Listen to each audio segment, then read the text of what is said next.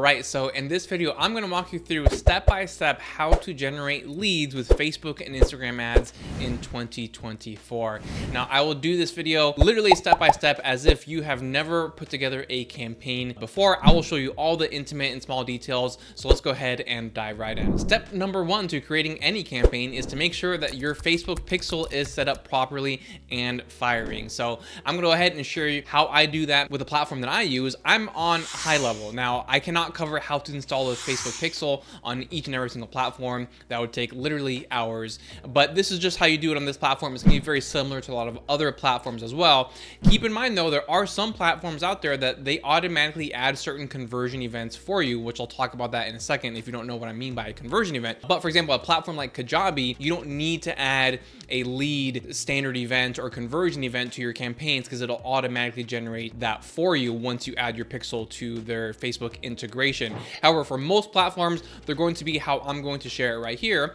Alternatively though, you can also install the Facebook pixel with Google Tag Manager. If you are curious how to do that, I have a video that'll walk you through how to do that step by step right over here. All right, let's go and dive right in. All right, so here I am inside of my high level account. So the way I want to edit this in here is I'm going to go to edit for the page. And then I'm going to click on tracking and I'm going to grab my pixel. I have it ready in another monitor of mine, but I'm going to go ahead and paste it right there. This is my base pixel. That's all I want. So I'm going to click save and then I'm going to click publish. Wait for it to update. Perfect. Now I'm going to hit the back button. I am not done yet though, because I have 2 pages in this funnel and I want to make sure that I am tracking conversions properly, which means I have to make a little bit of an adjustment to the thank you page right here. So I click over to my thank you page. I go on edit.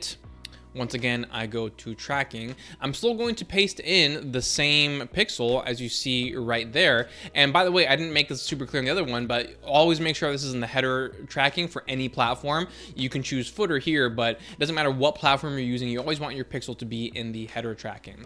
Now, this is the thank you page, which means if people make it to this page, they have converted from my ad. That's exactly the action that I want. But in order to be able to measure that, I need to tell Facebook that, hey, this is where I want you to fire the lead event. There are a couple of different ways to create conversion events or lead events. You can either do custom conversions or standard conversions. I prefer standard events. So in order to do that, I'm just gonna go to Facebook right here and just type in Facebook standard events. They're very easy. Most people are kind of intimidated with them because you have to modify the pixel, but if you know how to copy and paste, you can create a standard event. So I'm going to go down to the lead event. That's the specific one that I want to track in this case, but you can do this for any of these other conversion events that you can see right here. So I'm going to go ahead and copy this. Go back to my pixel and I want to go to the page view that you can see right here. All I'm going to do is go there, hit enter. So then I have the line open up right beneath that and I'm going to paste. So now I have my lead event right underneath my page view event. That's all I need to do. Quick copy and paste job and then I am done. So now, because I added the lead event, whenever someone lands on my thank you page, that lead event is going to fire and it will record that transaction inside of Facebook. All right, so now that our Facebook pixel is installed, we want to test it to make sure that it's actually working. Don't just assume that you did it and therefore it is correct. I'm going to show you how I test my pixel. All right, so here is my landing page and I am doing this in a Chrome browser that is very specific, as the tool that I use is a Chrome extension. And I use the Facebook pixel helper that you can see right here. So in order to do this or use this, you just go to Chrome and type in Facebook pixel helper. And you can find the Chrome extension right here, and then you just go ahead and install it that way. Obviously, I already have it installed, so I don't need to worry about it. So I click on it right here.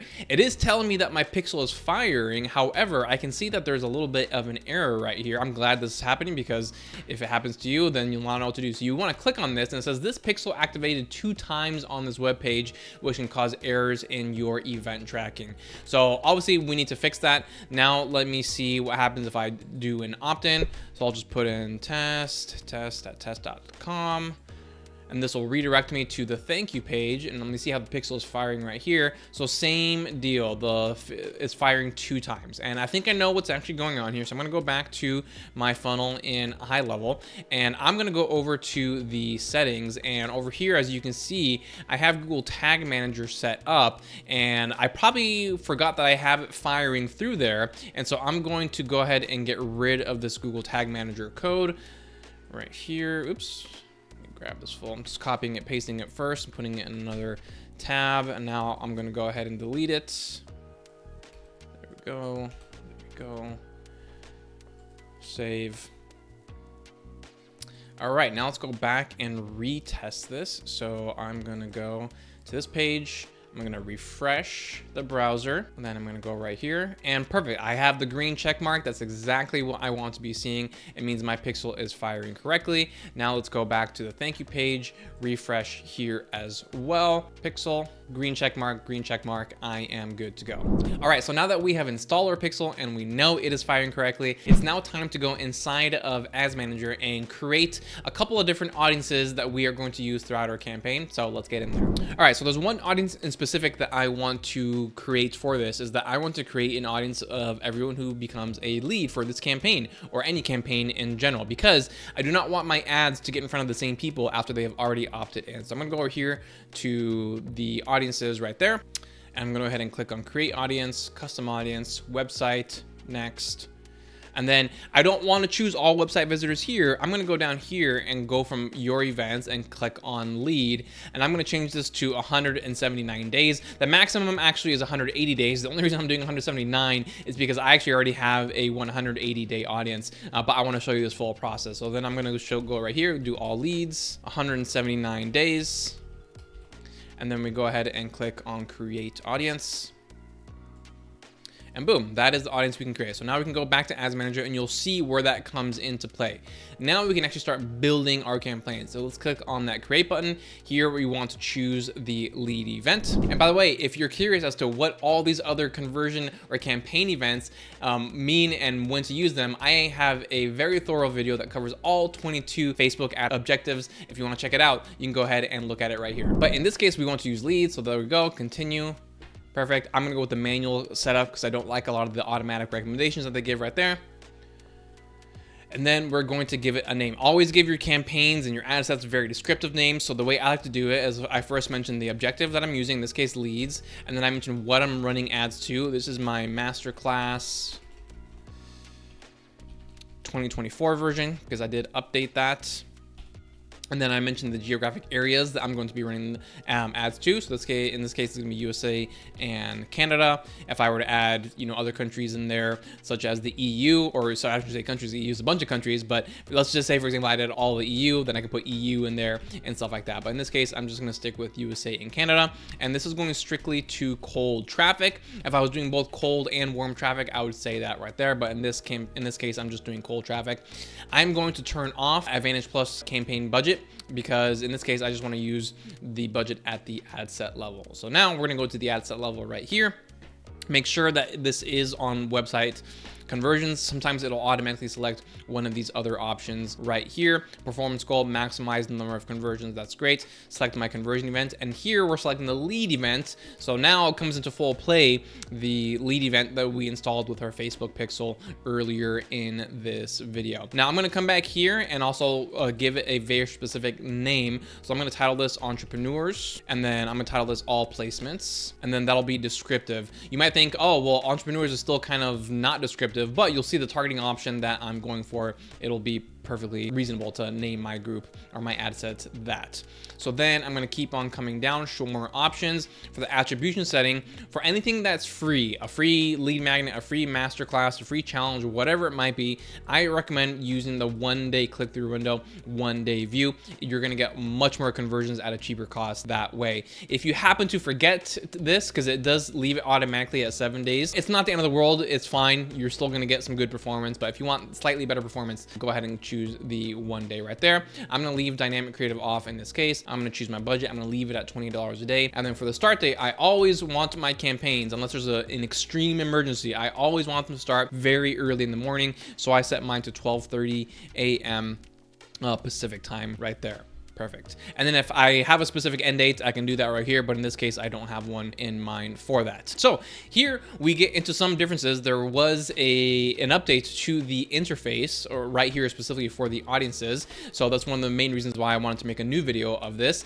So here under the audiences, I'm going to click on that. I can modify the minimum age, and I'm going to increase this to 25. And realistically, anyone who's under 25, they're not going to, you know, pay for my services. That's just the reality. And then over here for exclude these custom audiences, I will be using this, just not yet. I do want to exclude everyone who has become a lead in the past 179 days. And remember, the reason for that is because if you don't do this, then someone who has opted into your lead campaign, they'll keep on seeing the same lead ads even though they already opted in. That's just a waste of money. It's a waste of impressions. And most importantly, you're going to end up annoying people. You don't want to be that annoying advertiser. So make sure you're good on your exclusions. All languages, I'm just targeting USA and Canada. So I just leave that right there. However, if I were to target international countries, you know, let's just say randomly, you know, Brazil and Argentina, you know, or any other South American country, I would want to come down here and then choose English as well. Simply because if I don't choose that, then it's going to get in front of people who may not even understand English. But when you choose this option right here, it's going to target people in Brazil and Argentina who have English as the setting on their Facebook or Instagram profile. But since I'm targeting USA and Canada, I'm not too concerned about that. So I will leave that right there. So now for this audiences section right here, I did an entire breakdown of what this whole Advantage Audience Plus is. If you want to check that out, you can go ahead and see it right here. But to create the audience, I'm going to go ahead and click on audience suggestion. You can leave it here, which I go into detail with my other video, but I do like adding, in most cases, audience suggestion. So I'm gonna go ahead and select that right there. And then you can add custom audiences if you already have some lookalikes that you want to target. That's perfectly fine. Here I have a lookalike of my Instagram follower, so I could do that. But really quick here, I can modify the age range as well. So it already has the minimum of 25 because we edited that higher up. But I also want to change the maximum here simply because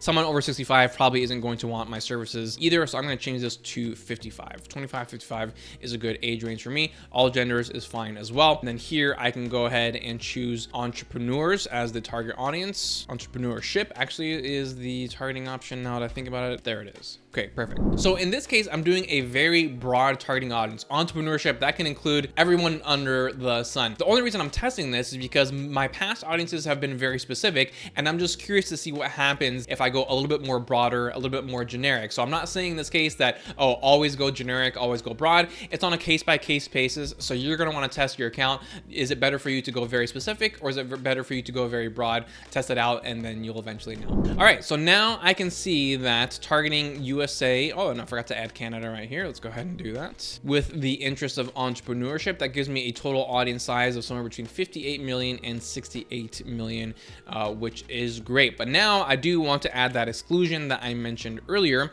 Then I'm gonna go here to exclude these custom audiences, select my leads, and as you can see, now I can't see the audience size, which is why I added this at the very end. If by chance you don't want to use any of these new updated targeting options, you can go here to switch to original audience options, and you'll see the old interface. Lastly, we're gonna go down here to placements, and we're actually not going to make any changes here. I recommend leaving it on all placements. There is a time and place for select placements, but you know, for most of the time, just choose all placements, which is the default. Now we're gonna go over to our ad and make sure that my Instagram account is selected right there. And then I'm gonna do create manually upload things right here. I'm gonna deselect multi-advertiser ads. If you forget to deselect this, it's fine. It's not gonna make or break your campaign, but I'm just not a huge fan of this option overall. All right, so now I'm gonna come down here. The first thing I want to actually add is my URL to my opt-in. So I'm gonna scroll a little bit further down, because if you add this until later, it'll mess up some of your settings that you have going on up here. I do not want an instant form or a call number right here, so I'm going to switch to none right here. All right, now I'm going to come back to my primary text. I'm going to go ahead and add that. Now you can add multiple options here. As you can see, primary text 1 of 5. There is a time and place for that, but again, for most cases, just create individual ads. I think in the long run, that is going to be the best situation for you right there. And then I'm going to select my creative, which I already have inside of the ad account right here.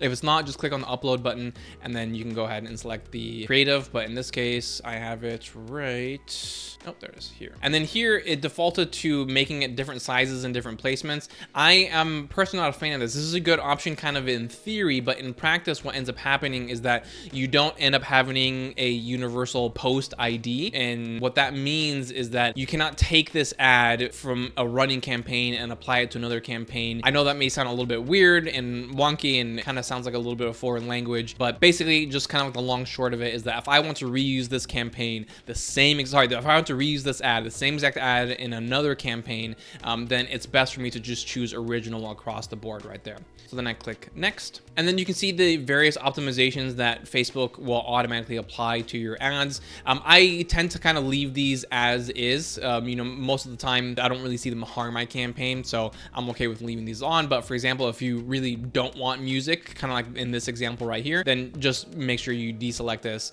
and you move that to off, and you can turn it off right there. But I leave it on, it's fine, you know, whatever. All right, so now I have that. Now I also need to add my headline right here, which is appearing right there. And then I can add a description. This is an optional field. I usually leave this blank simply because it's only going to ever appear on desktop. Desktop is only going to be about 10% of your impressions, and it only sometimes appears on desktop. Like I said, if you add one, it's not going to harm your campaign in any way, shape, or form. And then I'm going to come down here and I can choose my call to action button. I can even go no button, or I can do something that is a little bit more applicable, such as get offer or sign up. In this case, I'll leave it as learn more. One thing though I do want to say is that if you want a longer headline, definitely go with the no button option. It will occupy more space right here, give it a little bit more real estate, but I have a pretty short headline, so I'm okay with sticking with this. And then everything else down here under the tracking section you can leave alone, unless you're doing some more advanced analytic tracking. You can add your UTM parameters right here. So I'm going to come back up here, give this a good name. So I'm going to call this uncontrollable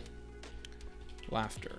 Now, mistake that a lot of people make is they go all in with just one ad in their campaign. You do not want to do that. Always include a minimum of 2 ads. It's also dependent on your budget. Here, I'm spending $20 a day, so I'm comfortable having a maximum number of 3 ads on $20 a day. I would not want to have 8 ads on $20 a day. That's just overkill right there. In this case, I'm going to add one more ad right here. So I'm just going to duplicate this one. That way, it brings over all the same settings, such as the URL and not wanting to have any of these other call or instant forms. And now I just need to swap everything out. I'm going to turn that multi-advertiser thing off once again. I'm going to grab my other copy right here, paste it, change my creative. I already have it uploaded. See all, and right here. Oh, actually, no, sorry. This is the one I want to use. Click done. And then just double check to make sure I've got everything the same. Never hurts to give everything another look over. All right, perfect. Come back up here. I'm gonna call this one Zuck Trust. And there we go. And now before I hit that publish button, I wanna make sure that everything is good from the campaign level to the ad set level to the ad level.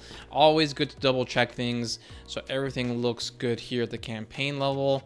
Ad set, we've got all of the right settings.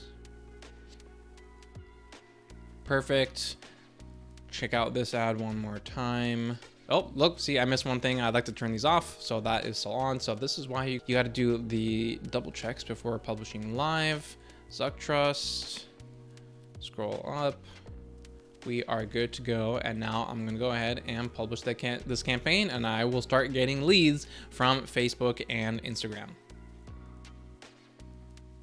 All right, so there you have it. That is the step-by-step breakdown on how to generate leads with Facebook and Instagram ads in 2024. If you have any questions about this tutorial at any point, I know it's a little bit longer one, so I appreciate you bearing with me, but just let me know in the comments below any questions that you may have, and I'll be happy to answer them. Thank you so much for tuning in, and I will see you next time.